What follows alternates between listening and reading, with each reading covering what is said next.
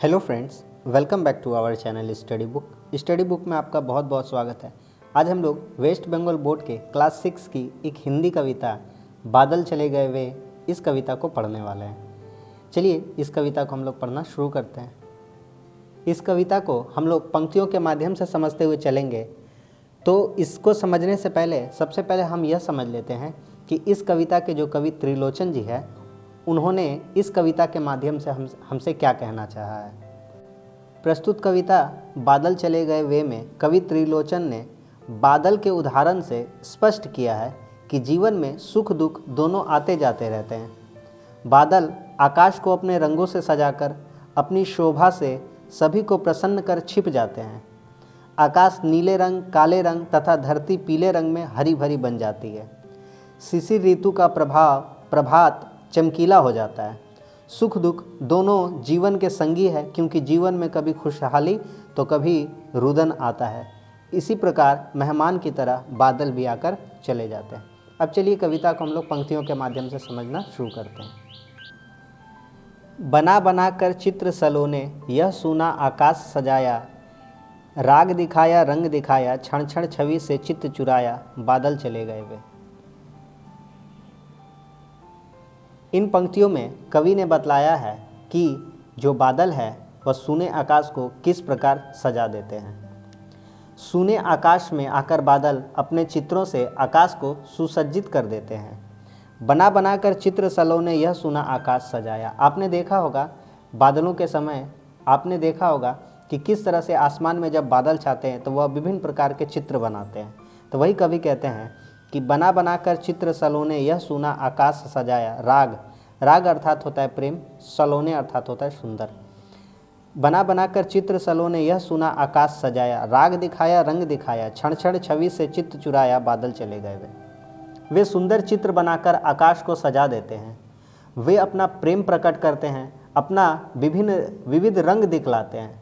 हर क्षण अपनी शोभा से लोगों के मन को मुग्ध बना देते हैं। पर वे बादल सदा आकाश में नहीं ठहरते, अपनी सुंदरता अपना रंग दिखाकर वे चले जाते हैं। कवि ठीक उसी प्रकार कहते हैं कि हमारे जीवन में जो सुख और दुख एक समान सदा नहीं बने रहते हैं, वे तो संग संग चलते रहते हैं, कभी सुख तो कभी दुख। इसी प्रकार जो बादल है, बादल भी एक समय के लिए आते हैं।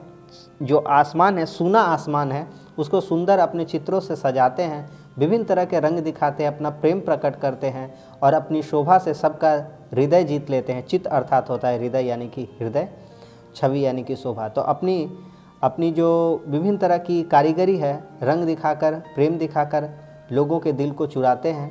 और ऐसे बादल हमेशा के लिए नहीं रहते, वे आते हैं एक समय के लिए और फिर चले जाते हैं। बना बना कर चित्र सलोने यह सूना आकाश सजाया, राग दिखाया रंग दिखाया, क्षण क्षण छवि से चित्त चुराया, बादल चले गए वे। सूने आकाश में आकर बादल अपने चित्रों से आकाश को सुसज्जित कर देते हैं। वे सुंदर चित्र बनाकर आकाश को सजा देते हैं। वे अपना प्रेम प्रकट करते हैं, अपना विविध रंग दिखलाते हैं। हर क्षण अपनी शोभा से लोगों के मन को मुग्ध बना देते हैं। पर वे बादल सदा आकाश में नहीं ठहरते, अपनी सुंदरता अपना रंग दिखाकर वे चले जाते हैं। अब 2 नंबर पंक्तियों को देखते हैं।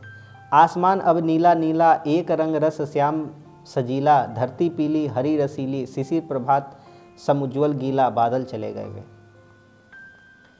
इन पंक्तियों में बादल के चले जाने के बाद का दृश्य है कि बादल चले जाने के बाद आसमान अब नीला नीला। जिस तरह से आसमान में जब बादल छट जाते हैं तब आसमान पूरा साफ और नीला दिखने लगता है। आसमान अब नीला नीला, एक रंग रस श्याम सजीला, और एक रंग सा प्रतीत होने लगता है नीला। जो एक समय जब बादल थे तो विभिन्न प्रकार के रंगों को हमें देखने को मिलता था, लेकिन जब बादल चले जाते हैं तो आसमान का एक रंग हो जाता है नीला। धरती पीली हरी रसीली, धरती का रंग कैसा नजर आने लगता है? पीला। हरी रसीली, शिशिर प्रभात समुज्वल गीला, बादल चले गए वे। धरती का रंग पीले रंग का दिखाई देता है, वह हरी भरी तथा रस से भरी हुई, आनंद से परिपूर्ण नजर आती है। क्यों? क्योंकि बादल जब आते हैं, बादल विभिन्न तरह के रंग दिखलाते हैं, विभिन्न तरह के चित्र बनाते हैं और बादल वर्षा कराते हैं। वर्षा का मुख्य कारण ही बादल है, बादलों के कारण ही वर्षा होती है। वर्षा करती है तो जो धरती है वो पीले रंग की सुनहरी हो उठती है, फसल लहलहाते हैं चारों ओर और चारों ओर हरियाली छा जाती है। तो यही कहते हैं कवि, वह हरी भरी तथा रस से भरी हुई आनंद से परिपूर्ण नजर आती है धरती। शिशिर प्रभात समुज्वल गीला, शीतकाल का सवेरा चमकीला तथा ओस के कणों से भीगा हुआ दिखाई पड़ता है। बादल चले गए वे, अब बादल आकाश से चले गए। फिर से एक बार समझ लेते हैं। बादल के चले जाने के बाद का दृश्य इन पंक्तियों में दिखाया गया है, बतलाया गया है। बादल के चले जाने के बाद आकाश नीला नीला दिखाई देने लगता है। अब वह सांवला सजधज से युक्त नजर आने लगा है। धरती का रंग पीले रंग का दिखाई देता है।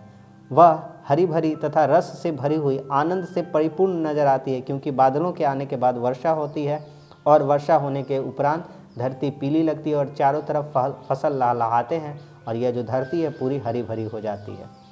शीतकाल का सवेरा चमकीला होता है। क्यों? क्योंकि ओस के कणों से भींगा हुआ दिखाई पड़ता है और जब सूर्य की किरणें उस पर पड़ती है तो चमकता हुआ प्रतीत होता है शीतकाल का सवेरा।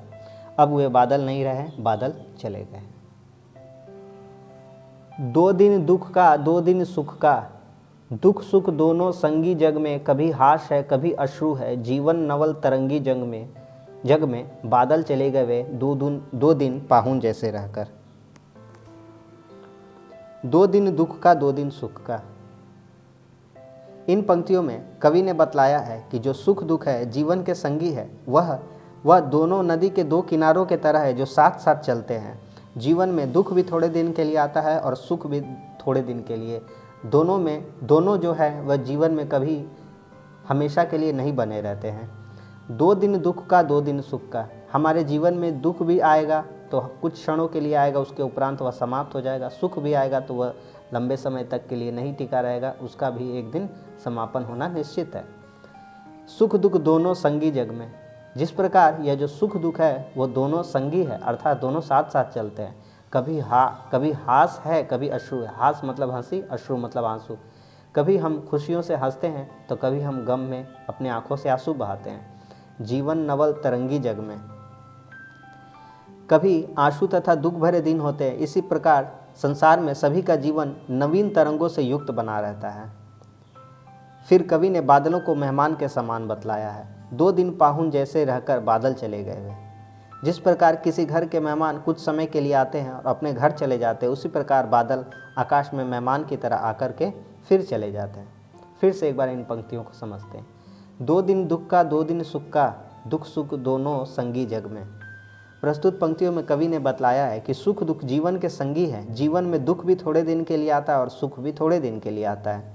सुख दुख का क्रम जो है सदैव चलता रहता है। जीवन में कभी हास आती है तो कभी विलास आता है, अर्थात कभी हम हंसते हैं तो कभी रोते हैं, कभी आंसू अर्थात दुख भरे दिन होते हैं। अर्थात संसार में सभी का जीवन नवीन तरंगों से युक्त है। फिर कवि ने बादलों को मेहमान के समान बताया है कि 2 दिन पाहुन जैसे रहकर, जिस तरह से मेहमान कुछ दिनों के लिए हमारे घर आते हैं, रहते हैं और फिर अपने घर चले जाते हैं, उसी प्रकार जो बादल हैं वह कुछ दिनों के लिए आकाश में आते हैं और फिर किसी दूसरे देश को चले जाते हैं। तो यह थी छोटी सी कविता जो मैंने आपको समझा दी। उम्मीद करता हूँ आपको समझ में आया होगा और अच्छा लगा होगा। अगर समझ में आया हो तो वीडियो को लाइक कर दीजिए, दोस्तों में शेयर करिए और चैनल पर नए हैं तो हमारे चैनल को सब्सक्राइब कर लीजिए। क्लास 6 का पूरा हिंदी, मैथ्स, इंग्लिश सब हम पढ़ा देंगे इस चैनल पर, तो इस चैनल से आप ज़रूर जुड़ जाइए। चलिए मिलते हैं अब अगले क्लास में, तब तक के लिए धन्यवाद। जय हिंद।